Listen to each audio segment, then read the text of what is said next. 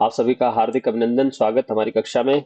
हमारी कक्षा हो रही है बीए प्रथम वर्ष हिंदी साहित्य के द्वितीय सेमेस्टर के लिए राजस्थान विश्वविद्यालय और राजऋषि भरतरी मत्स्य विश्वविद्यालय अलवर के पाठ्यक्रम के अनुसार। कहानी है आज की आकाशदीप। आप जानते हैं कि आकाशदीप कहानी जो है वो जयशंकर प्रसाद द्वारा रचित है। जयशंकर प्रसाद जो हैं वो एक बहुत बड़े साहित्यकार, मूर्धन्य साहित्यकार माने जाते हैं हिंदी साहित्य के, और छायावाद के मूर्धन्य साहित्यकार के रूप में आपका नाम अग्रगण्य है, सबसे आगे गिना जाता है। ऐसा भी माना जाता है कि छायावाद के ये प्रवर्तक थे। ठीक है, छायावाद के प्रवर्तक किन्हें कहा जाता है? जयशंकर प्रसाद को कहा जाता है। जयशंकर प्रसाद को आ, ब्रह्मा कहा जाता है छायावाद का। ठीक है, ब्रह्मा क्योंकि जनक है। ठीक है, इस संसार को ऐसे कहा जाता है कि इस संसार की सृष्टि ब्रह्मा जी ने की है। तो ब्रह्मा जिस तरह सृष्टि के जनक हैं, उसी तरह छायावाद के जनक जयशंकर प्रसाद को कहा जाता है। और जो सुमित्रानंदन पंत हैं, उन्हें छायावाद का विष्णु कहा जाता है। और जो सूर्यकांत त्रिपाठी निराला हैं, उन्हें छायावाद का महेश या शिव शंकर कहा जाता है।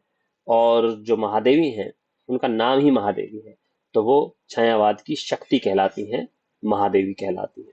तो इस तरह से चार स्तंभ जो छायावाद के हैं, उनमें सबसे ऊपर नाम रखा जाता है जयशंकर प्रसाद जी का। ऐसा कहा जाता है, बहुत सारे विद्वानों ने ऐसा माना है कि 1918 में इनकी एक रचना प्रकाशित हुई थी जिसका नाम था झरना। ठीक है, उस झरना से ये माना गया कि छायावाद का पहला आविष्कार कहा गया, या छायावाद की प्रयोगशाला का पहला आविष्कार झरना को कहा गया था। छायावाद की जितनी विशेषताएं हैं, उनमें से बहुत सारी विशेषताएं उनकी कविताओं में तो मिलती ही हैं। हम देखते हैं कि उनके जो गद्य साहित्य है, उसमें भी छायावाद की कविता की कुछ विशेषताएं मिलती हैं। जैसे छायावाद की जो भाषा है, वो बड़ी क्लिष्ट संस्कृत निष्ठ भाषा है। लाक्षणिकता से लाक्षणिकता से भरपूर है इनकी जो कविता की भाषा है। वही भाषा इनकी कहानियों में भी हमें देखने को मिलती है। जैसे इनकी कविताओं में अलंकारों का बड़ा अच्छा प्रयोग हुआ है, तो वैसे ही इनकी कहानियों में भी हमें अलंकारिकता दिखाई देती है। और भारत के गौरवशाली अतीत की कविताएं इनकी बहुत हैं। ठीक है, चाहे वो पेशोला की प्रतिध्वनि हो, चाहे वो शेर सिंह का शस्त्र समर्पण हो। तो इस तरह की जो इनकी कविताएं हैं, उसी तरह की इनकी कुछ कहानियों में भी उसी तरह का भारत का गौरवशाली अतीत के गुणगान इन्होंने किए हैं। ज्यादातर जो इनकी कहानियां हैं, इनके जो उपन्यास हैं और इनके जो नाटक हैं। ठीक है, जयशंकर प्रसाद केवल कवि नहीं है, वो एक गद्य लेखक भी हैं, जिसमें उनकी कहानियां, उपन्यास और उनके नाटक बड़े प्रसिद्ध हुए हैं। तो इनके चाहे नाटक हो, कहानियां हो, उपन्यास हो, उनमें ऐतिहासिकता देखने को मिलती है। तो भारत के ऐतिहासिक परिदृश्य को सामने रख करके इन्होंने कहानियां लिखी हैं, उपन्यास, नाटक लिखे हैं। नाटक में अगर हम बात करें, राज्यश्री, विशाख, चंद्रगुप्त, ध्रुवस्वामिनी बिल्कुल अंतिम इनका नाटक है। स्कंदगुप्त, जन्मेजय का नाग यज्ञ, है ना। तो इस तरह के इनके जो नाटक हैं, ये सारे के सारे नाटकों में अगर हम ध्यान से देखें, तो ऐतिहासिक और पौराणिक आख्यानों पर उनके नाटक लिखे गए हैं। इनके जो उपन्यास हैं, वो कंकाल, तितली, इरावती, ये कुछ इनकी उपन्यास हैं। और इनकी अगर कहानियों की बात करें, तो छाया, प्रतिध्वनि, आकाशदीप, इंद्रजाल, ये इनके उपन्यास हैं, और माफ कीजिए, इनकी कहानियों के संग्रह हैं। और उसमें आकाशदीप कहानी का एक बहुत अलग से, बहुत उल्लेखनीय रूप से नाम लिया जाता है। आज मेरा ये पेन जो है ये वर्क नहीं कर रहा है, और इसकी वजह से कुछ समस्या आ रही है। मैं वैसे बीच में मार्क करता चला जाता हूँ, तो ये मुझे हाथ से काम करना पड़ेगा। ठीक है, तो ये आकाशदीप जो कहानी है जयशंकर प्रसाद जी की, ये भी इसी तरह की एक कहानी है जिसमें ऐतिहासिक आ, पृष्ठभूमि है, पृष्ठभूमि इतिहास की है। लेकिन ये जो कहानी है, इसकी विषय वस्तु अगर हम थोड़ा सा गौर से देखें, तो वो छायावाद की जो कविता का प्रभाव है, वो इस पर दिखाई पड़ता है। छायावाद से पहले छायावाद से पहले एक एक धारा जो श्रीधर पाठक से चली, जिसे कहा गया था स्वच्छंदतावाद। ठीक है। तो उस स्वच्छंदतावाद का प्रभाव आगे चल करके हमें छायावाद में देखने को मिलता है, और यही स्वच्छंदतावाद हमें इस कहानी में भी देखने को मिलता है। अब आप कहेंगे कि स्वच्छंदतावाद माने क्या? तो स्वच्छंदतावाद का मतलब है रोमांटिसिज्म। आपने एक शब्द सुना होगा, रोमांटिक। फिल्में भी होती हैं रोमांटिक फिल्में भाई। ये जो फिल्म है, ये मिस्ट्री फिल्म है, मतलब रहस्यमयी फिल्म है। ये फिल्म है, ये हॉरर फिल्म है, यानी भूतिया फिल्म है। ये एडवेंचर है, यानी कि रोमांचक है। और ये फिल्म है रोमांटिक है। रोमांटिक का मतलब होता है जिसमें प्रेम हो, ठीक है। और वो प्रेम वो नहीं है जिसमें हम अपने प्रेमी से सब कुछ लेना चाहते हैं, बल्कि रोमांटिसिज्म उस प्रेम के लिए ये शब्द आता है, या स्वच्छंदतावादी प्रेम के लिए जो शब्द आता है, वो उसके लिए आता है, उस प्रेम के लिए आता है जिसमें एक प्रेमी अपने प्रियतम से ऐसा प्रेम करता है कि वह अपना सर्वस्व समर्पण करने के लिए न्योछावर रहता है। जैसा कि आपने देखा, पिछले दिनों हम पढ़ रहे थे, उसने कहा था कहानी। तो उसने कहा था कहानी का प्रभाव हमें इस कहानी पर, या उसी की एक उसी के क्रम में हम इस कहानी को भी पढ़ सकते हैं। इसमें भी जो नायक और नायिका का जो प्रेम है, वो स्वच्छंदतावादी प्रेम है, जिसमें संघर्ष है, ठीक है। संघर्ष है, पाने की इच्छा भी है, लेकिन उसके बाद भी व्यक्ति प्राप्त वस्तु पर अधिकार नहीं करता है। अधिकार भाव नहीं है, बल्कि त्याग का भाव है। प्राप्त वस्तु को चाहे तो व्यक्ति अधिकार से अपने पास रख सकता है, लेकिन वह अगर बल प्रयोग करेगा तो उसमें से प्रेम का तत्व कम हो जाएगा, उसमें दास और दासत्व का भाव आ जाएगा। तो प्रेम का मतलब किसी को दास बनाना नहीं है, किसी को गुलाम बनाना नहीं है। एक आपने फिल्म देखी होगी, पिछले दिनों आई, कबीर सिंह, ठीक है। बड़े खतरनाक किस्म की फिल्म थी। और पिछले दिनों एक फिल्म देखी आपने, एनिमल। ये दोनों में ही आप देखें, जो नायक है वो बड़ा अधिकार भाव से अपने प्रेमिका को प्राप्त करना चाहता है। और एनिमल फिल्म का जो नायक है वो तो कहता भी है कि मेरे जूते को तुम साफ करो, ठीक है। तो इस तरह का प्रेम जो है, ये छायावादी प्रेम या स्वच्छंदतावादी प्रेम नहीं है। स्वच्छंदतावादी प्रेम में तो व्यक्ति स्वयं ही दूसरे के प्रति समर्पित हो जाता है, और यदि उसका जो प्रेमी है यदि उसके साथ नहीं रहना चाहता है तो वह उसे भी स्वीकार करता है, उसके चले जाने को भी स्वीकार करता है, ठीक है। ऐसा ही इनके एक नाटक की बात करते हैं। इनका एक नाटक है स्कंदगुप्त। उसमें जो नायक स्कंदगुप्त है और उसकी जो प्रेमिका है वो देवसेना है।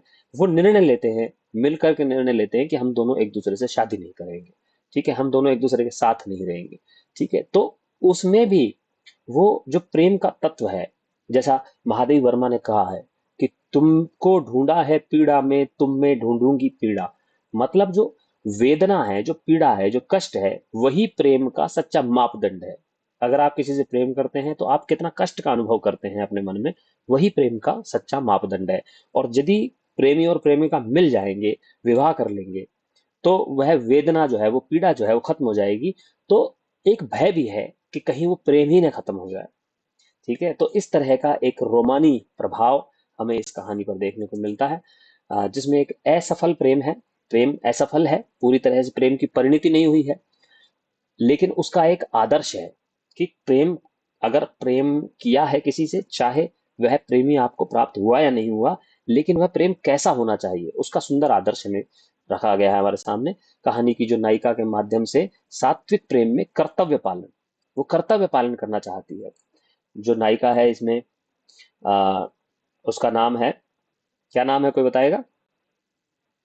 सर, चंपा है ना?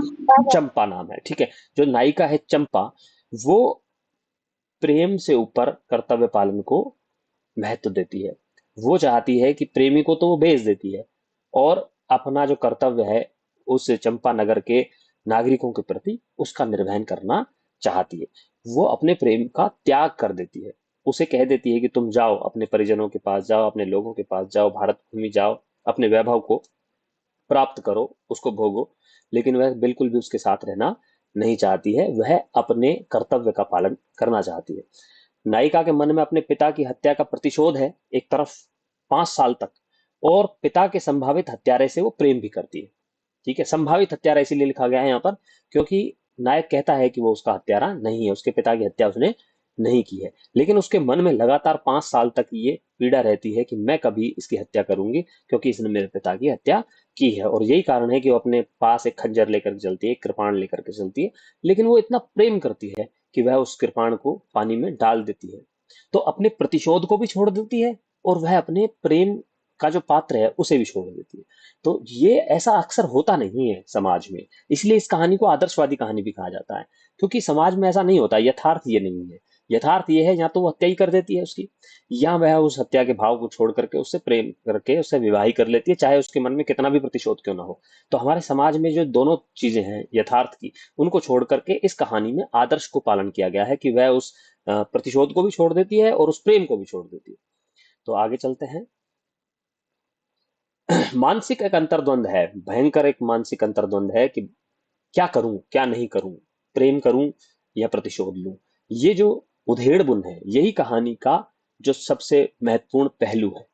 ठीक है, अंतर्द्वंद नायिका का, कहीं कहीं नायक के मन में भी है, लेकिन नायिका क्योंकि इसमें मुख्य पात्र के रूप में हमारे सामने आती है, तो यहाँ पर नायिका के मन का जो अंतर्द्वंद है, पशोपेश है, जो उधेड़ बुन है मन में, क्या करूं क्या नहीं करूं वाला जो निर्णय न ले पाने की स्थिति है, वो अंतर्द्वंद इस कहानी में चारों तरफ हमें दिखाई देता है। और ये कहानी रोमांटिक अवसाद की कहानी है, मतलब प्रेम भी है और प्रेम के साथ साथ एक डिप्रेशन भी है।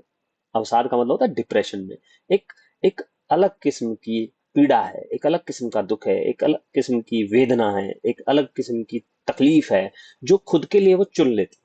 वो उस तकलीफ से दूर नहीं होना चाहती।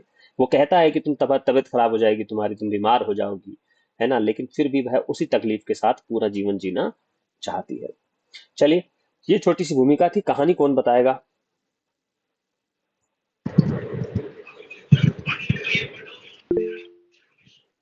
हाँ जी, कहानी मेघा बताएंगी। मेघा हमारे बीच में है, मेघा से बात करते हैं। जी सर।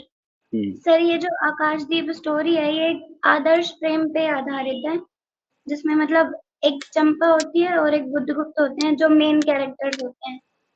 और हम्म। इनके अलावा दो होते हैं, एक मणिभद्र और एक नायक। तो जो चंपा होती है वो एक अनाथ युवती होती है जो अपने पिता के हत्यारे से बदला लेना चाहती है, और बुद्धगुप्त के प्रेम में किसी मतलब अपने पिता के हत्यारे या बुद्धगुप्त के प्रेम में से किसी एक को चुनना चाहती है, और उसके द्वंद में फंसी हुई है। बहुत फिर बढ़िया। अंत में जो चंपा है वो प्रेम भाव को त्याग देती है और सेवा के मार्ग को चुनती है। हम्म। इसलिए अ, चंपा एक वैसे क्षत्रिय बालिका है जो मणिभद्र के प्रहरी की बेटी होती है, और जो बुद्धगुप्त होता है वो एक जलदस्यु होता है, यानी जो नाव के लुटेरे होते हैं उनको काम करता है। समुद्र के लुटेरे, समुद्री लुटेरे, पायरेट्स, हाँ। जो आजकल सोमालिया में होते हैं। सोमालिया में पिछले दिनों अलवर के एक साथी हैं हमारे, खेमचंद जी, उनकी एक वेब सीरीज हॉट स्टार पर आई है, डिज्नी हॉट स्टार पर, जिसका नाम है लुटेरे।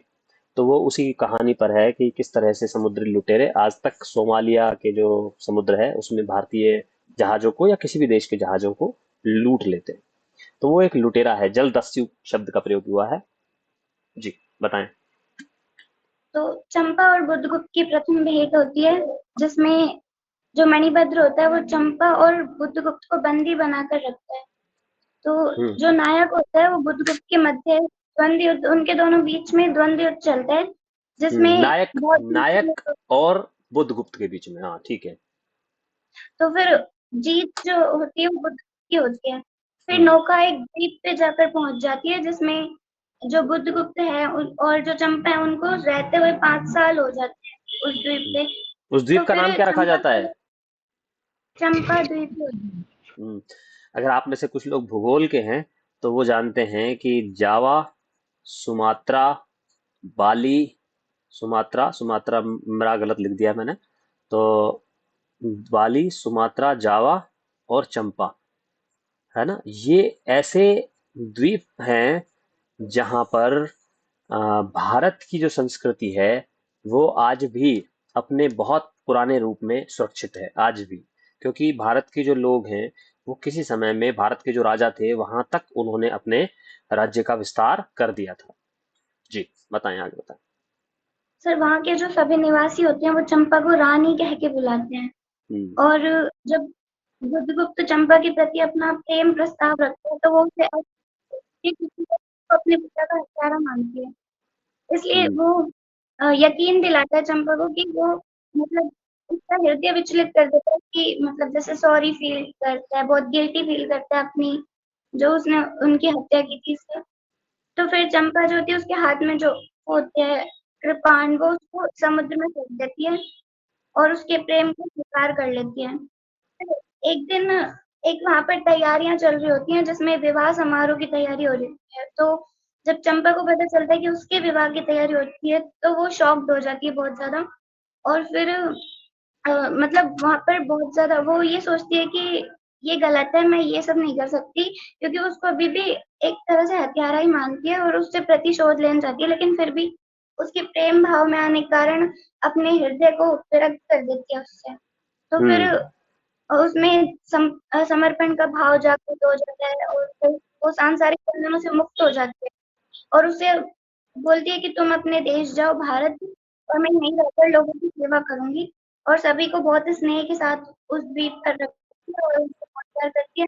और फिर लास्ट में वो अपने मतलब अपने ही जो विलीन हो जाती है अपनी प्रकृति में। चलिए, वो आकाशदीप जलाती है और एक दिन वो जैसा सबके साथ होता है कि उसकी मृत्यु हो जाती है, और बहुत समय बाद वह जो आकाशदीप है या जो प्रकाश स्तंभ है जो बनवाता है बुद्धगुप्त, वह भी समाप्त हो जाता है, लहरों में समा जाता है, डूब जाता है या टूट जाता है। तो इस तरह ये कहानी है, और कहानी कोई सत्य कहानी नहीं है, ठीक है, लेकिन कहानी को इस तरह से बुना गया है कि ऐसा लगता है कि चंपा द्वीप का इतिहास ऐसा ही रहा होगा, ठीक है। तो उसमें नायिका है चंपा, चंपा के नाम से उसका द्वीप का नाम रख दिया जाता है चंपा, ठीक है, प्रेमवश। और फिर चंपा के इतिहास को जोड़ करके हम इस तरह से देख रहे हैं इस कहानी में, जबकि वो एक काल्पनिक कहानी है, पूरी तरह से रोमांटिक कहानी है, रोमानी कहानी है। आपने बहुत अच्छे तरीके से सारी कहानी को बताया है। मैं भी थोड़ा सा कथा वस्तु पर बात कर लेता हूँ कि ये कहानी 7 खंडों में है, और कथा का आरंभ बड़े नाटकीय ढंग से होता है। शुरुआत में पता ही नहीं चलता है कि कहानी चल रही है या नाटक चल रहा है। 2 बंदी वार्तालाप कर रहे हैं। बंदी, हाँ, मुक्त होना चाहते हो? नहीं, मैं नहीं होना चाहता, सोना चाहता हूँ, है ना? तो मैं तुम्हें तुम मुक्त हो सकते हो, तुम्हें मुक्त किया जा सकता है। तो वो कहता है कि कोई अगर इस समय कंबल ला दे तो ज्यादा अच्छा होगा, ठंड लग रही है मुझे तो आप देखिए बड़े नाटकीय ढंग से और 2 बंदियों के वार्तालाप से शुरू होती है कहानी। बिल्कुल एक अलग शिल्प है, कहानी का कहने का तरीका बिल्कुल अलग है। पहले नाटक की तरह से कहती है कहानी, फिर लेखक स्वयं आकर के थोड़ी सी बातें बताता है, और फिर कहानी जो है वो संवादों के माध्यम से, घटनाओं के माध्यम से आगे बढ़ती है। नायिका जो चंपा है वो बड़ी साहसी नायिका है, और वह नायक बुद्धगुप्त को बंधनों से मुक्त करवाती है। और नायक जो है बड़ा साहसी है वो भी, कि जिस समय तूफान आ रहा होता है उस समय वो रस्सियां काट देता है, और जो बंदरगाह है या जो किनारा है उससे वो नाव जो दूर चली जाती है। और जब नाव दूर चली जाती है तो वो 10 लोग उसके विरोध में खड़े होते हैं, लेकिन फिर भी वह उनके नायक से युद्ध लड़ता है और उस पर विजय प्राप्त करता है। द्वंद्व युद्ध में, द्वंद्व युद्ध का मतलब होता है जब 2 लोग आपस में लड़ते हैं, उनके बीच में कोई नहीं आता है, और जो जीत जाता है उसी को फिर शासक मान लिया जाता है, या आ, उसके अधीन हो जाता है दूसरा व्यक्ति। तो बुद्धगुप्त और चंपा के बीच यहीं से प्रेम का अंकुर प्रस्फुटित होता है। थोड़ी बहुत चोट बुद्धगुप्त को लग जाती है, चंपा उसे छू करके जब उसे छूती है तो बुद्धगुप्त के मन में भी एक अंकुर फूटता है प्रेम का, और ऐसा प्रतीत होता है कि चंपा भी बुद्धगुप्त के साहस और उसके शौर्य से प्रभावित होती है, और उसके मन में भी बुद्धगुप्त के प्रति प्रेम का उदय होता है। बुद्धगुप्त और चंपा आपस में एक दूसरे से परिचय करते हैं। बुद्धगुप्त बताता है कि वो ताम्रलिप्ति का एक क्षत्रिय है, जबकि चंपा बताती है कि मणिभद्र जो है जिसके दरबार में या जिसके शासन में काम किया करते थे उसके पिताजी एक प्रहरी के रूप में, पिताजी आ, और मणिभद्र के द्वारा जब उसे आ, उसके लिए कोई एक घृणित प्रस्ताव किया जाता है, संभवतः उससे विवाह करने का प्रस्ताव किया जाता होगा या उसे संबंध स्थापित करने का प्रयास किया जाता होगा, तब वह उसे मना कर देती है, और तब मणिभद्र उसे बंदी बना लेता है। और आ, जो उसके पिता है, चंपा का जो पिता है, वह मणिभद्र के ऊपर आक्रमण करता है और उनसे युद्ध होता है। और उसके बाद आ, आ, वो अपने पिता के साथ काफी समय तक रह रही होती है, लेकिन जलदस्युओं का जब हमला होता है, जलदस्युओं का हमला होता है, तब वह आ, बताती है बाद में कि जलदस्युओं के हमले में मेरे पिता की मृत्यु हो गई है। तभी उसको ये संकेत मिल जाता है कि ये जो बुधगुप्त है ये जलदस्यु है और संभवतः इसी ने मेरे पिता की हत्या की होगी, क्योंकि उसे उसे ये भी पता है कि जो बुधगुप्त है वो बड़ा साहसी है, वीर है, शौर्य उसके अंदर है और वह पराक्रमी है, युद्ध में कुशल है, तो संभवतः उसी ने उसके पिता की हत्या की होगी। इसलिए वह उसे अपने पिता की हत्या का दोषी मानती है और निरंतर उसके उसके प्रति प्रतिशोध का भाव रखती है। हालांकि वह धीरे धीरे उससे प्रेम भी करने लगती है, तो प्रेम और प्रतिशोध के बीच में एक द्वंद्व अंतर्द्वंद उसके मन में चलता रहता है। नौका एक द्वीप पर पहुंचती है, नायक उस द्वीप का नाम चंपा ही रख देता है और इस तरह से वो अपने प्रेम का प्रकटीकरण करता है। एक तरह से प्रेम में जिस तरह से उपहार दिया जाता है किसी को, तो वह उस पूरे द्वीप का एक उपहार उस नायिका को देता है। चंपा अपने माता पिता और ईश्वर को याद करते हुए आकाश दीप जलाती है, मतलब एक दिया जलाती है और उसे ऊंचाई पर रख देती है, बहुत ऊंचे स्थान पर। तो बुद्धगुप्त इसे एक जैसे लाइट हाउस होता है, लाइट हाउस की तरह से उसे स्वीकार करता है। बुद्धगुप्त का ईश्वर में विश्वास नहीं है, लेकिन चंपा का विश्वास ईश्वर में है। वो कहती है कि शीर निधि शाही के लिए जला रही हूं मैं। शीर निधि शाही का मतलब है विष्णु जी, जो क्षीर सागर में सोए हुए हैं, तो ऐसे भगवान के लिए मैं ये दीप जला रही हूँ। और आ, उसे ये पता भी है कि उसकी माता जो है वो अपने पिता के लिए, उसके पिता के लिए दीप जलाया करती थी और उनके पिता के कुशलता पूर्वक लौट आने की भगवान से प्रार्थना किया करती थी। तो वो उस संस्कार को अपने हृदय में बैठा के रखती है और वो दीपक जलाती है। लेकिन जो बुद्धगुप्त है उसका उसमें कोई ईश्वर में कोई विश्वास नहीं है। चंपा जब उसे अपने पिता की मृत्यु का कारण बताती है तो वो क्रोधित हो जाती है। यहाँ पर अचानक से वो क्रोधित हो जाती है और तभी पहली बार पता चलता है कि चंपा के मन में नायक के प्रति प्रतिशोध का भाव है। हालांकि जो नायक है वह बहुत पराक्रमी और बहुत युद्धवीर होने के बाद भी और अनेक अनेक लोगों की हत्या कर चुकने के बाद भी वह नायिका के प्रति सहज स्नेह से भरा हुआ है और वह उसके क्रोध को बहुत सहजता से ग्रहण करता है और उसे आराम करने की सलाह देता है और वहां से चला जाता है। अगले खंड में जब चंपा आ, उसके बजरे पर पहुंचती है, बजरा मतलब एक बड़ी नाव पर जब पहुंचती है, छोटी नाव के माध्यम से जाकर के समुद्र के बीच में, तब वह अपने पिता के हत्यारे से प्रतिशोध लेने के लिए जो एक कृपाण उसने संभाल के रखा था वो उसको पानी में फेंक देती है और ये भाव मन में ले आती है कि अब जिससे प्रेम किया है उससे धोखा नहीं कर सकती है। मतलब जो मुझसे प्रेम करता है और जिससे मैं प्रेम करती हूँ, अब उसे धोखा दे करके मैं किसी समय उसके सीने में या उसकी पीठ में छुरा भोंक दूं, तो ये बहुत ठीक बात नहीं होगी। तो ये प्रेम का एक आदर्श है कि जब हम किसी से प्रेम करते हैं तो हमें उसे धोखा नहीं देना चाहिए। तो वह प्रेम और घृणा के द्वंद में है, बना तो रहता है उसके मन में, फिर भी घृणा बनी रहती है, लेकिन वो उससे प्रतिशोध लेने का भाव छोड़ देती है। घृणा तो है, प्रतिशोध का भाव छोड़ देती है, बदला नहीं लेना है अब। लेकिन वो उस भाव से मुक्त नहीं हो पाती क्योंकि वो अपने पिता से बड़ा प्रेम करती है और पिता के हत्यारे से उस तरह से प्रेम करना, उसके साथ रहना उसे बहुत स्वीकार नहीं है। वो उसके विवाह के प्रस्ताव को भी छोड़ देती है। बुद्धगुप्त आगे जाकर के एक उत्सव का आयोजन करता है जिसमें जो नगर की स्त्रियां होती हैं, जैसा अभी मेघा ने बताया भी, कि वो उससे कहती हैं कि आज तो रानी का विवाह होने वाला है, उसे पता ही नहीं होता है। तो वह बुद्धगुप्त से पूछती है क्या कोई विवाह की योजना है, तो वो कहता है कि हाँ, अगर तुम चाहो तो विवाह भी कर सकते हैं और ये अच्छी बात होगी। लेकिन तो इस विवाह के प्रस्ताव को भी वह ठुकरा देती है। भारत भूमि पर चलने के लिए भी वो आग्रह करता है, लेकिन चंपा जो है बुद्धगुप्त को भारत जाने के लिए कह देती है और वहां के निवासियों की सेवा करते हुए अपने जीवन को बिताने का निर्णय, ये ठीक नहीं लिखा गया है, निर्णय कर लीजिएगा, निर्णय लेती है। ठीक है, आगे चलते हैं। और कहानी यहाँ पर समाप्त हो जाती है। मतलब जब वो बुद्धगुप्त अपनी नौका लेकर के, बहुत बहुत सारी नौकाएं, क्योंकि अब वो व्यवसायी हो गया है, सौदागर हो गया है, तो वो अपने अ, नावों को लेकर के वहां से चला जाता है और वहां कुछ जो लोग रह जाते हैं उनकी सेवा में अपना जीवन अर्पित कर देती है। वो आकाशदीप जलाती है और ईश्वर से प्रार्थना करती है और बहुत लंबे समय के बाद फिर वह आकाशदीप समाप्त हो जाता है, गिर जाता है और ऐसा लेखक कहता है कि फिर लोगों की स्मृतियों में चंपा बनी रहती है। तो आप देखें जो ये अंतर्द्वंद है, यही इस कहानी की प्रमुख कथा वस्तु है। चलिए आगे बात करते हैं पात्र चरित्र चित्रण की। तो पात्र जो है, सबसे महत्वपूर्ण पात्र है चंपा। यह कहानी चंपा के अंतर्द्वंद की कहानी। ठीक है, और अंतर्द्वंद क्या है उस पर बात हो चुकी है। इस कहानी, फिर कहानी लिख दिया गया है, गलत लिख दिया गया है। ये टाइप क्योंकि मैं खुद करता हूँ, बहुत तेज करनी पड़ती है, तो फिर मैं पीछे का ध्यान नहीं रख पाता हूँ कि क्या टाइप हो रहा है, कई बार गलत टाइप हो जाता है। चंपा ही मुख्य पात्र है। कभी आपसे पूछा जाए कि इसका मुख्य पात्र कौन है और उसका चरित्र चित्रण कीजिए, तो आपको बुद्धगुप्त का चित्रण नहीं करना है, चंपा का करना है, क्योंकि कहानी जो है वो चंपा की कहानी है।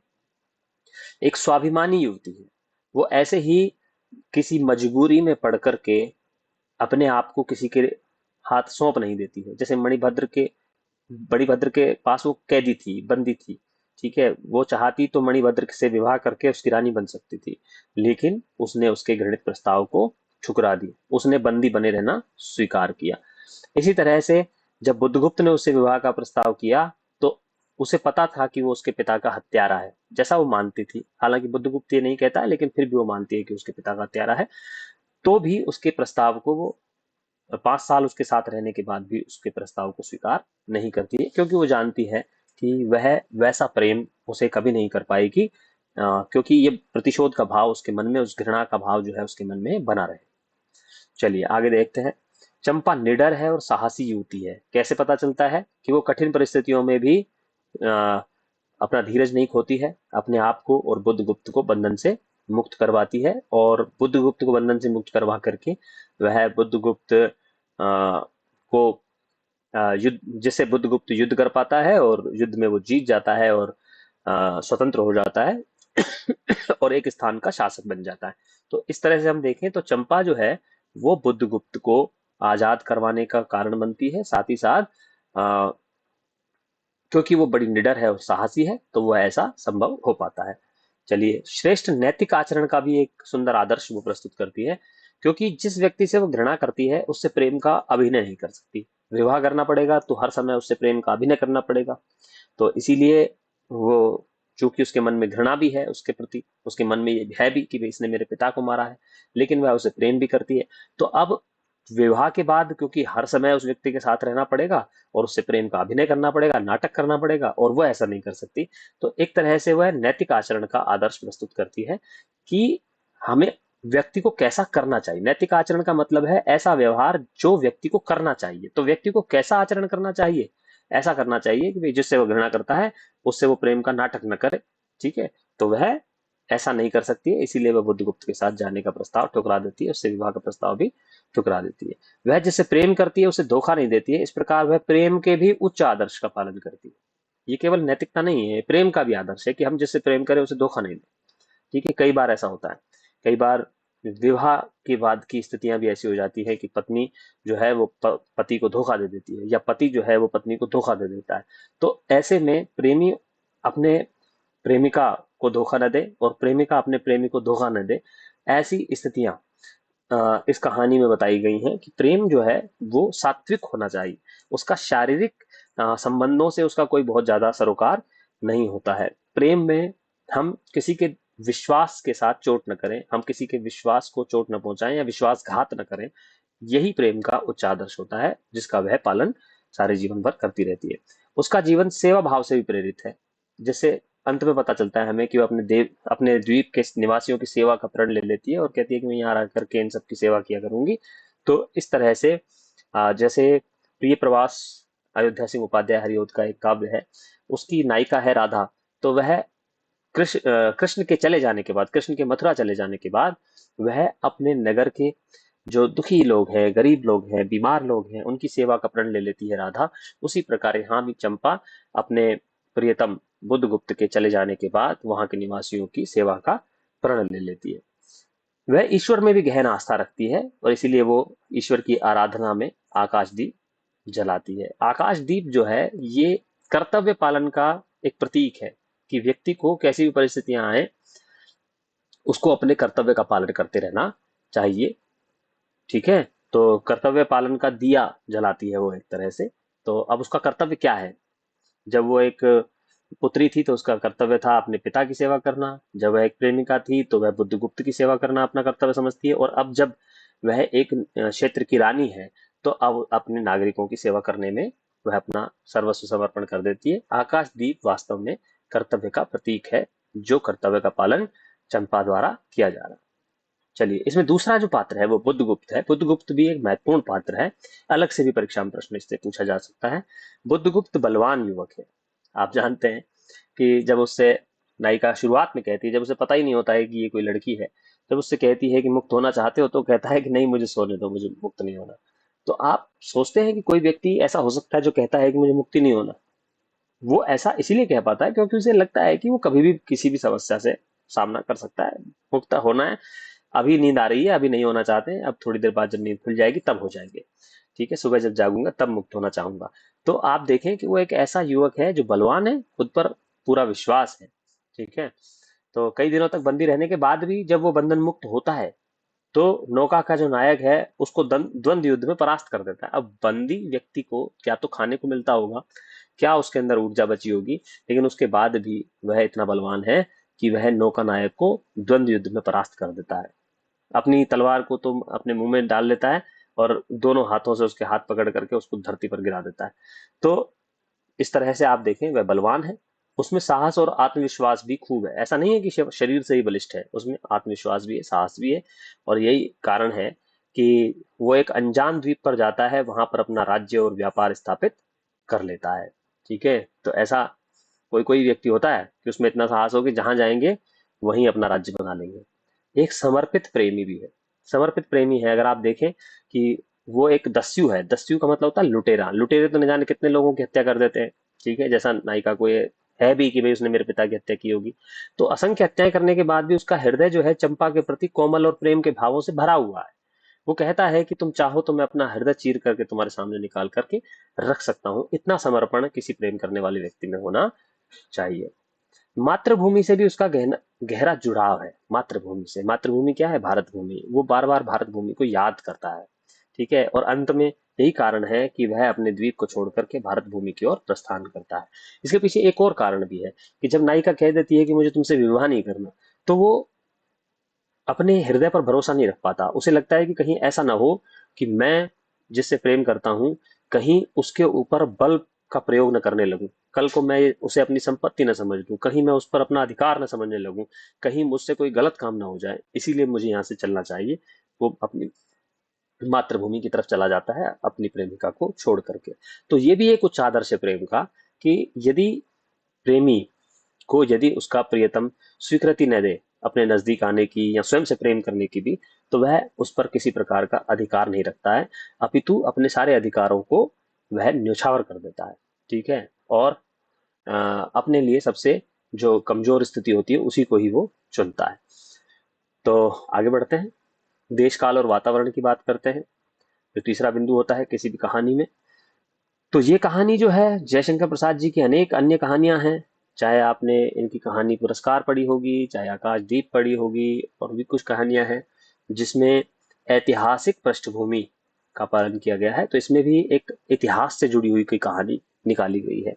हालांकि ये उस तरह का इतिहास नहीं है जो आपके इतिहास की किताबों में लिखा हुआ है, लेकिन पृष्ठभूमि अतीत की पृष्ठभूमि है, आप ऐसा कह सकते हैं, है ना। तो अतीत की किसी घटना को ला करके सामने रखा गया है। तो ऐतिहासिक पृष्ठभूमि और वातावरण बनाने का प्रयास किया गया है।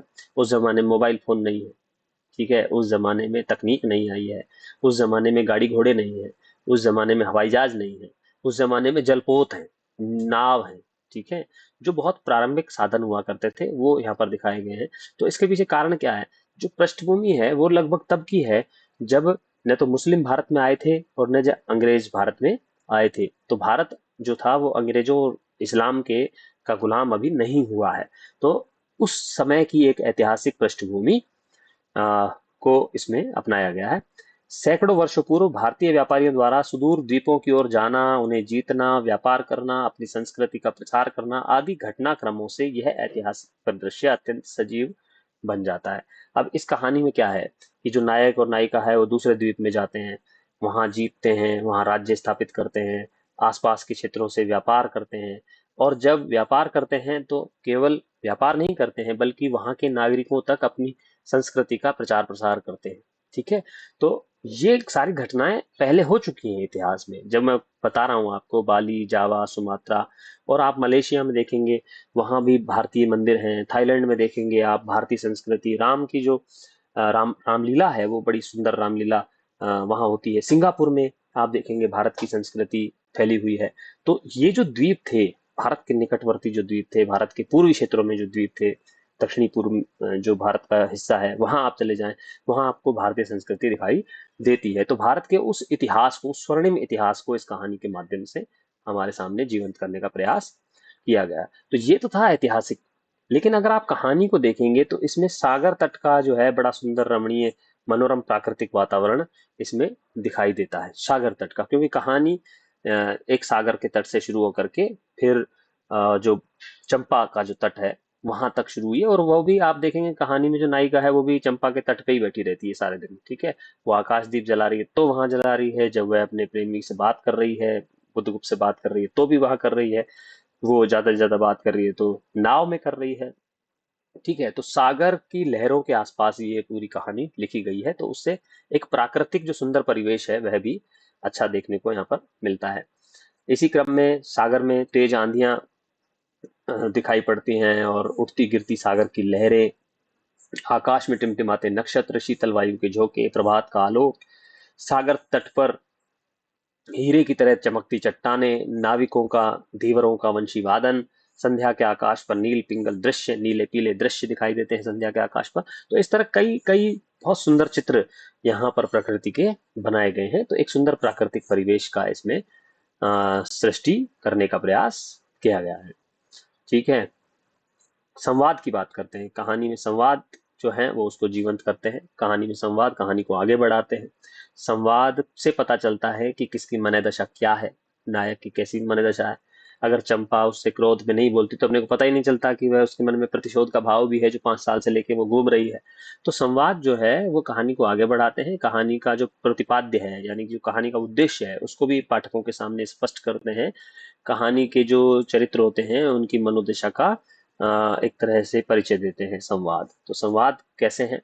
संवाद ऐतिहासिक पृष्ठभूमि के अनुकूल है, कि मतलब इतिहास से जुड़े हुए जो पात्र हैं वो ऐसी ही भाषा बोल रहे हैं, ऐसे ही संवाद कर रहे हैं जैसे कि वास्तव में पहले 1000 साल पहले या 500 700 साल पहले लोग किया करते होंगे, ठीक है। क्योंकि ये कहानी मुस्लिम साम्राज्य से भी पहले की है, तो मैं समझ रहा हूँ कि 1000 साल पहले के परिदृश्य पर बनाएगी। हालांकि लिखी तो गई है बाद में, लिखी तो गई है लगभग 1920 से 25 के बीच में लिखी गई ये कहानी। लेकिन इसकी जो संवाद है आप देखिए, ऐसा लगता है जैसे कि ये कहानी 1500 साल पहले के कहानी को हमारे सामने प्रस्तुत कर रही है। नायक और नायिका के जो संवाद हैं वो भावाभिव्यंजक हैं, मतलब भावनाओं को व्यक्त करते हैं। अपने संवादों में वो अपनी भावनाएं बताते हैं। चाहे नायक है उसके पैरों उसके चरणों में बैठ जाता है, उसके उसके उसको छू करके कहता है कि भाई मैं अपने हृदय को चीर करके तुम्हारे सामने रख सकता हूँ, है ना। तो इस तरह के जो संवाद है उससे पता चलता है कि उनके मन में भाव कौन से हैं। तो भावाभिव्यंजक का मतलब है भावनाओं को व्यक्त करने में पूरी तरह से सक्षम है ये संवाद। संवादों में दार्शनिकता भी है। जिससे घृणा करती हूँ उसी से प्रेम कैसे करूं, ये एक दार्शनिक वाक्य है। ऐसे ऐसे कई दार्शनिक वाक्य इसमें देखने को मिलेंगे कि भाई किसी व्यक्ति को जिससे वो घृणा करता है उससे प्रेम नहीं करना चाहिए। वो प्रेम कैसे कर सकता है, और अगर करता भी है तो उसे निभा नहीं सकता। वो कहीं ना कहीं उसकी घृणा जो है वो बाद में उसके प्रेम को नुकसान पहुंचाएगी। तो ऐसे ऐसे संवाद इसमें आए हैं। आप और संवाद, एक संवाद मुझे ध्यान है, आप और संवादों को चिन्हित कर सकते हैं, उदाहरण के रूप में लिख सकते हैं। संवाद जो है वो कथा को गति देते हैं, ये पता ही है आपको। ये लगभग सभी कहानियों में जो अच्छी कहानियां उसमें संवाद होते हैं, और संवाद हमेशा कहानी को गति देते हैं। स्वगत कथन और आत्मचिंतन भी है, कहीं कहीं वो खुद से भी बात करते हैं। अभी तक के जो पात्र थे, चाहे वो उसने कहा था के पात्र थे, चाहे वो पूस की रात के पात्र थे, वो खुद बात नहीं कर रहे हैं। यहाँ पर जो चंपा है वो खुद से बात कर रही है, आत्मचिंतन कर रही है, स्वगत कथन कर रही है। और ये जो स्वगत कथन है ये प्रसाद जी की खासियत है। उनके नाटकों में भी आप देखेंगे कि पात्र खुद से ही खुद बात कर रहा है, ठीक है। तो प्रसाद जी के कथा शैली की ये एक विशेषता है कि उसके जो पात्र हैं वो स्वयं से बात करते हैं, और एक तरह से पाठक से बात कर रहे होते हैं। वो पात्र से बात नहीं कर रहे होते, पाठक से बात कर रहे होते हैं। तो उससे नायक और नायिका के अंतर्द्वंद को प्रकाशित करने का प्रयास किया गया है। क्योंकि जब एक दूसरे से जब बात करते हैं तो कुछ बनावटी बातें कर लेते हैं हम, लेकिन जब हम खुद से बात कर रहे होते हैं तो हम बड़ी सच्ची सच्ची बातें कर रहे होते हैं, बड़ी ईमानदार बातें कर रहे होते हैं। कभी आप खुद भी महसूस कीजिएगा कि जब आप खुद से बात कर रहे हो तो आप खुद से, चाहे पापा से तो ये कह रहे होंगे कि पापा मैं तो रोज पढ़ती हूँ, 5-5 घंटे पढ़ती हूँ, लेकिन जब आप खुद से बात कर रहे होते हैं तो आप कहते हैं कि नहीं मेरे को करनी चाहिए, मुझे तो अभी तो 2 घंटे और पढ़ना चाहिए, अगर अच्छे नंबर चाहिए तो मुझे 2 घंटे और पढ़ना पड़ेगा। ये हम जब खुद से बात कर रहे होते हैं बड़ी ईमानदार बातें कर रहे होते हैं, आप कभी महसूस कीजिएगा। और जब हम दूसरों से बातें कर रहे होते हैं तो हम बेईमानी की बातें कर रहे होते हैं। तो जो ये स्वगत कथन है, आत्मचिंतन है, ये हमारे मन के जो विचार हैं उनको बहुत स्पष्टता से प्रकाशित करने का कार्य करते हैं। और प्रसाद जी बार बार अपने नाटकों में, उपन्यासों में, अपनी कहानियों में इस तरह के स्वगत कथनों का प्रयोग करते हैं। स्वगत का मतलब है स्वयं से की गई बातचीत।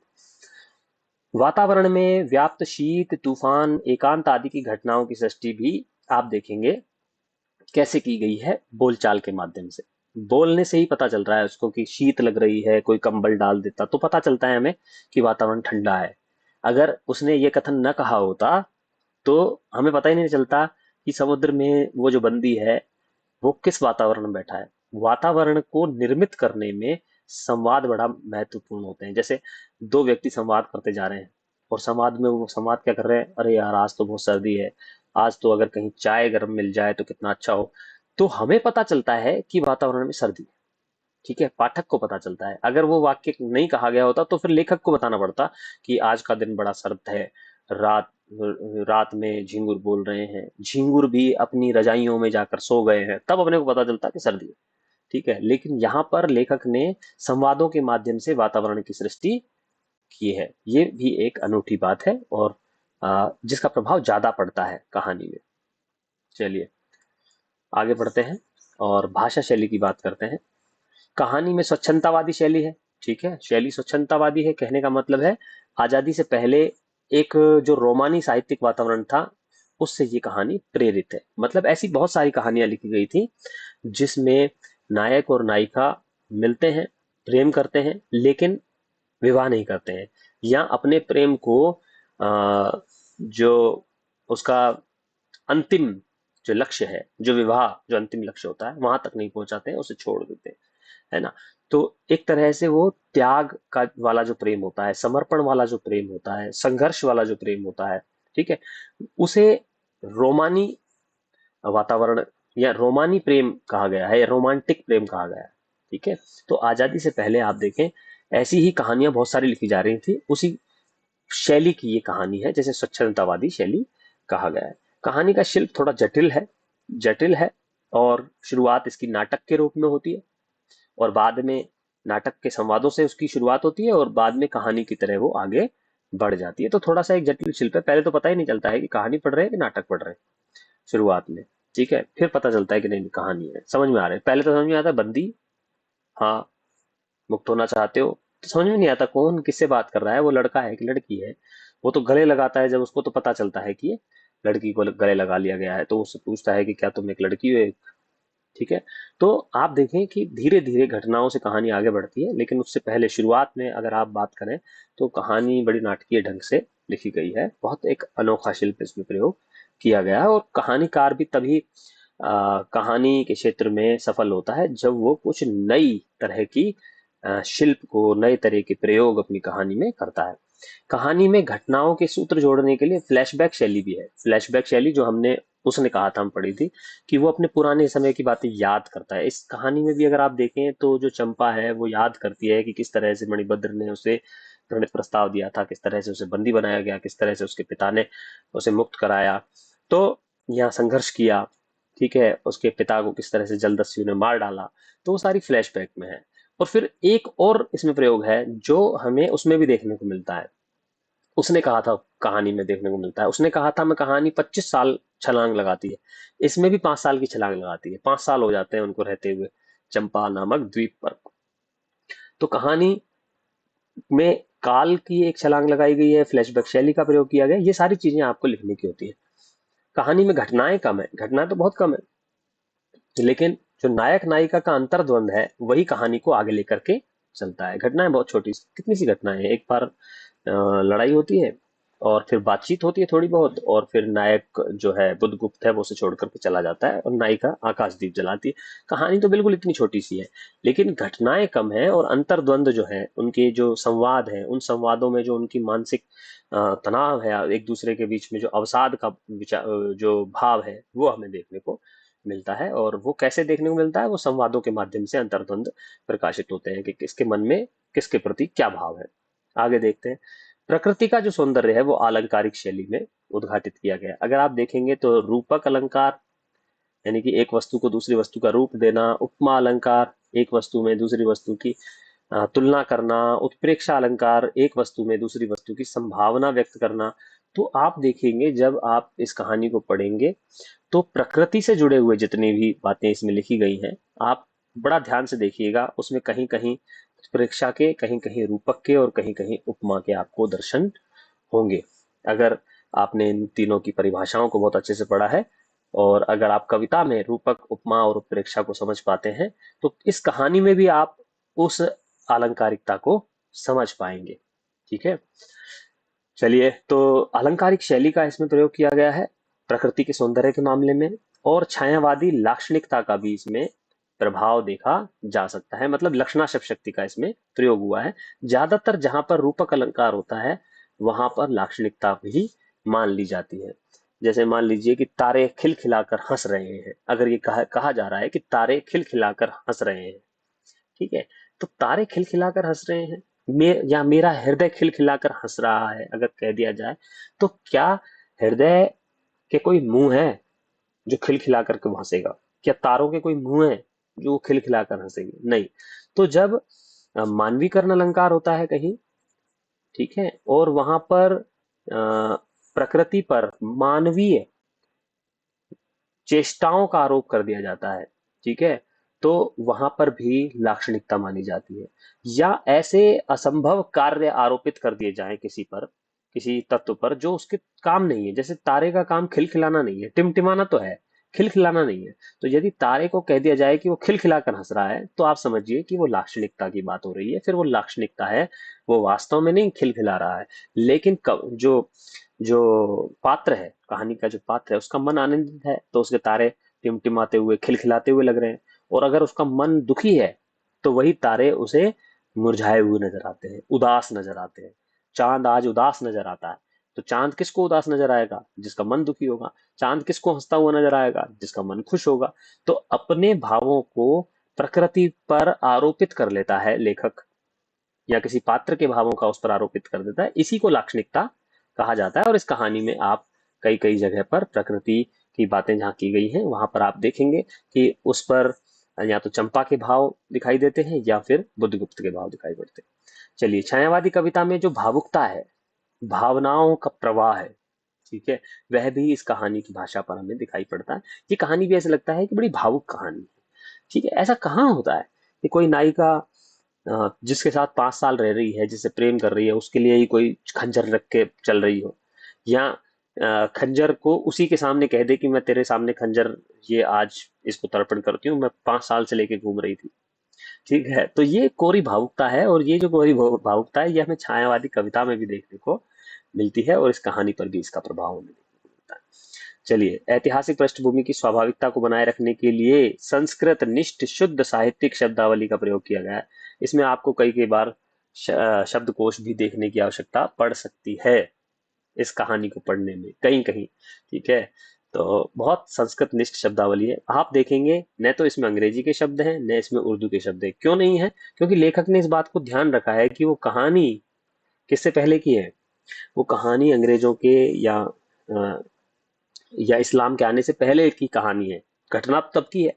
तो इसीलिए उसने उस तरह के विदेशी शब्दों का प्रयोग ही उसमें नहीं किया है, शुद्ध संस्कृत शब्दावली का प्रयोग इसने किया है। और तद्भव शब्दों से, देशज शब्दों से भी बचने का प्रयास किया गया है। अगर आप रामायण को देखते हैं टीवी पर, या महाभारत देखते हैं, तो उसमें भी इसी तरह के शब्दों का प्रयोग किया जाता है। और इस तरह के पौराणिक और ऐतिहासिक कहानियों में ये प्रयास किया जाता है कि उस समय के वातावरण को जिंदा करना है, सजीव बनाना है, तो ऐसी भाषा का प्रयोग किया जाए, उस समय में प्रयोग की जाती थी। ठीक है, तो चलिए, उद्देश्य जो अंतिम बिंदु होता है उसकी बात करते हैं। कहानी का जो उद्देश्य है वो क्या है? वो ये है कि वैयक्तिक प्रेम का जो सुंदर रूप होना चाहिए वो कैसा होना चाहिए, साथ साथ एक छोटा सा आदर्श देश प्रेम का भी मिलता है कि वो चंपा में जाकर के बस जाता है, लेकिन उसके बाद भी उसके मन में, दोनों के मन में अपने देश के प्रति, भारत भूमि के प्रति बड़ा प्रेम है। तो ये तो छोटा सा, इसका तो कोई बहुत ज्यादा महत्व नहीं है यहाँ पर। इस वैयक्तिक प्रेम के आदर्श रूप का इसमें चित्रण किया गया है। हमारा व्यक्तिगत जो प्रेम है वो कैसा हो, हम किसी से कैसा प्रेम करें, ऐसा प्रेम करें कि उसके प्रति समर्पित होने का भाव रखें, उसके प्रति त्याग का भाव रखें, उसको किसी प्रकार से दुखी न। अच्छा, ऐसा भी हो सकता था जब वो कहती है कि मेरे पास कृपाण था, तुम्हारे लिए 5 साल तक संभाल के रखा, आज मैं से डाल रही हूँ। तो हो सकता है कोई बदमाश किस्म का नायक होता, किसी बदमाश किस्म का प्रेमी होता, तो वो उसी समय उसको धक्का देता कि चल तू तू तू भी इसी में कूद जा पानी में। ऐसा भी हो सकता है। तो उसे पता चल जाता, और नाराज हो जाता कि 5 साल से मुझे तू धोखा देना चाह रही थी, तू मुझे चाकू मारना चाह रही थी। लेकिन ऐसा नहीं है, वो फिर भी उसे गले लगा लेता है। ठीक है, तो क्योंकि उसके मन में उसके प्रति सच्चा प्रेम है। ठीक है, और वह भी खंजर का इस्तेमाल नहीं करवाती क्योंकि उसके मन में भी उसके प्रति सच्चा प्रेम है। तो प्रेम कैसा हो, उसका सच्चा आदर्श हमें इस कहानी में देखने को मिलता है। कहानी में आकाशदीप में सेवा और त्याग, त्याग, वो सेवा के लिए अपने प्रेम का भी त्याग कर देती है। ठीक है, इस कहानी में यही बताया गया है। कहानी प्रेम में धोखा न देने, प्रेमी के प्रति सर्वस्व न्यौछावर करने के लिए तत्पर रहने, और प्रेम में बल प्रयोग से वासना की मिलावट न करने का संदेश देती है। ऐसा भी हो सकता था कि वह जबरन उससे विवाह कर लेता। क्या कर पाती वो कहती भी है इस बात को, तुम चाहो तो मुझ पर बल प्रयोग करके मुझे अपनी पत्नी बना सकते हो, उसमें क्या बड़ी बात है, क्योंकि अब तो वो राजा है। लेकिन वह किसी प्रकार का बल प्रयोग नहीं करता और किसी प्रकार की अपनी वासना की पूर्ति नहीं करता। वह उसे प्रेम करता है और इसके लिए वह उसकी स्वीकृति चाहता है। जो उसे स्वीकृति नहीं मिलती है तो वह अंत में उसे त्यागने का ही निर्णय लेता है। लेकिन ऐसा नहीं है कि जब वो बुद्धगुप्त जा रहा है तो वह उससे प्रेम नहीं करता। वह पूरी तरह से प्रेम के भाव से भर करके वहां से जाता है, लेकिन किसी प्रकार की वासना का भाव उसके मन में हमें देखने को नहीं मिलता है। वो बल प्रयोग भी नहीं करता है। तो प्रेम में बल प्रयोग नहीं करना चाहिए, वासना नहीं होनी चाहिए, किसी पर तेजाब नहीं डाल देना चाहिए, किसी की चाकू मार करके हत्या नहीं कर देनी चाहिए, या किसी के 35-36 टुकड़े नहीं कर देने चाहिए, जैसा कि आजकल हो रहा है समाज में। तो हम इस तरह के सुंदर आदर्श का रूप इस कहानी में देखते हैं। कहानी में एक छोटा उद्देश्य ये भी है कि विपरीत परिस्थितियों में कभी विचलित नहीं होना चाहिए। बंदी थे दोनों, लेकिन दोनों ही मुक्त हो जाते हैं, और कैसे आ, मुक्त होने के बाद वो अपने भविष्य को बिल्कुल बदल देते हैं, वो राजा रानी बन जाते हैं कहीं के जाकर के। तो कभी भी विचलित नहीं होना चाहिए, कैसी भी विपरीत परिस्थितियां हो, सफलता प्राप्त करने के लिए हमें निरंतर संदेश करते रहना चाहिए। ये कुछ प्रमुख विशेषताएं इस कहानी की हैं। आपने बड़े धैर्य पूर्वक इस बहुत लंबी कहानी को सुना। इस लंबी क्लास में आप विराजमान रहे, बैठे रहे, बहुत धन्यवाद, शुक्रिया।